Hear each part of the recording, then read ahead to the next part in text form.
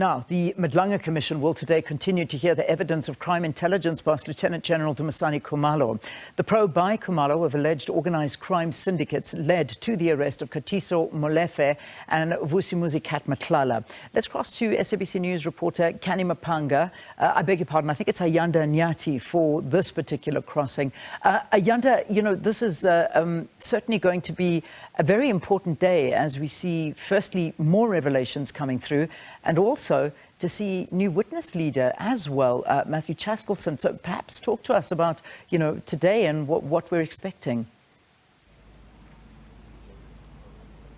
Yeah, Leanne, there's certainly so many moving parts between that peace deal that was announced by Donald Trump yesterday. We know AGOA's ending in a few hours. There's questions about what's going to happen in that particular aspect as well. And we're also watching the different moving parts here at the Commission with that confirmation yesterday that, of course, Terry Mutau will no longer be the chief evidence leader. But we do know that Dumisani Khumalo is back in that witness box, and we expect him to go deeper into what he started to outline yesterday about those drug cartels that are apparently infiltrating the political system in Gauteng and other parts of the country as well. Canny Maphanga is with us once again at the British Mabanda Justice College. And Kenny, what, if anything, did Dumisani Khumalo, that's the crime intelligence head, have to say yesterday about how these drug cartels actually work? Indeed.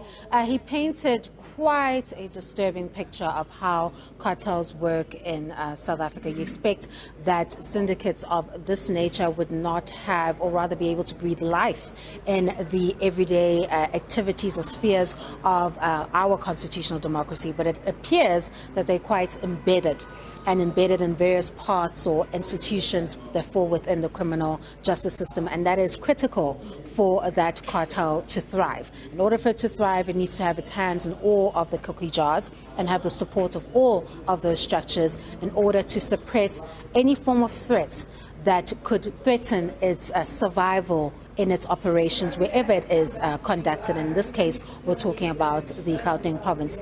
So we already know that this focuses on the Big Five cartel.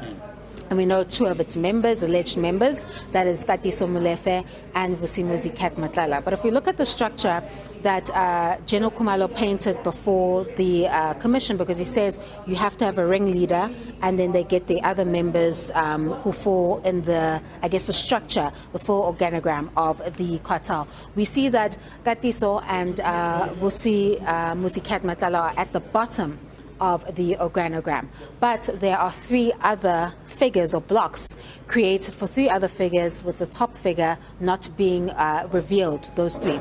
So that means that there are three other figures that are involved in this intricate web of criminality or alleged criminality that are still or yet to be nabbed by intelligence, but we know that they'll form part of that investigation. So the main commodity that has been identified is that there'll be an element of criminality and an element of normalcy. That is to create a guise between what is taking place that should not be taking place under the guise of normal employment, labor relations. So what you will see as a normal business, for example, someone may create a security company, but in the backdrop or background of what is happening, there may be contract killings, there may be tender fraud, there may be extortion, there may be kidnapping that accompanies, or illicit drug trafficking, as we've seen, that accompanies the main operations of what these cartel members are dealing with. And it's an organized network, sophisticated network of individuals that work together in this web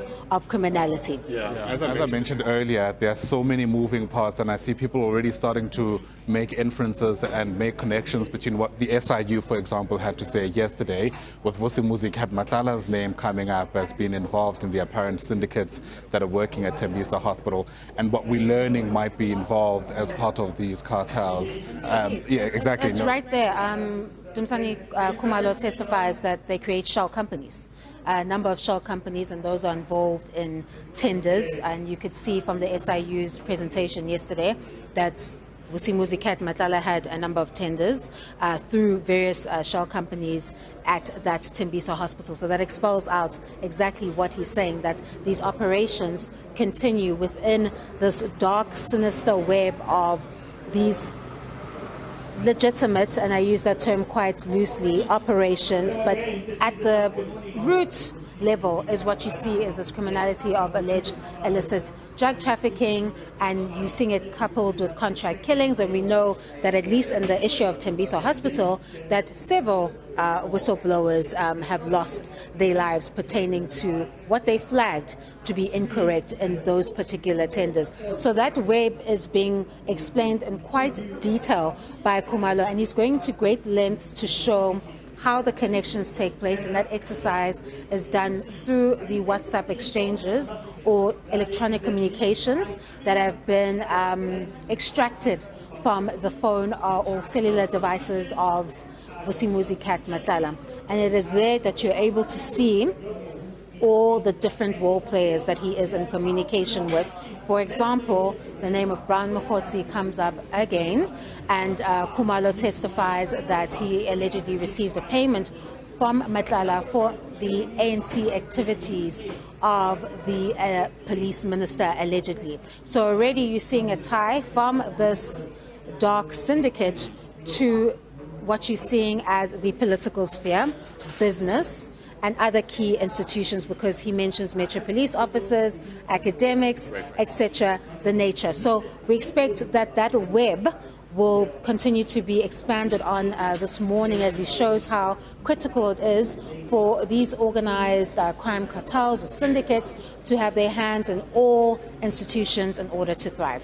Absolutely. So much coming out, and it still feels like we are hitting just the tip of the iceberg. We continue with our build-up to day 8 of this inquiry with Dumisani Khumalo, the SAPS crime intelligence head, expected back in the witness box.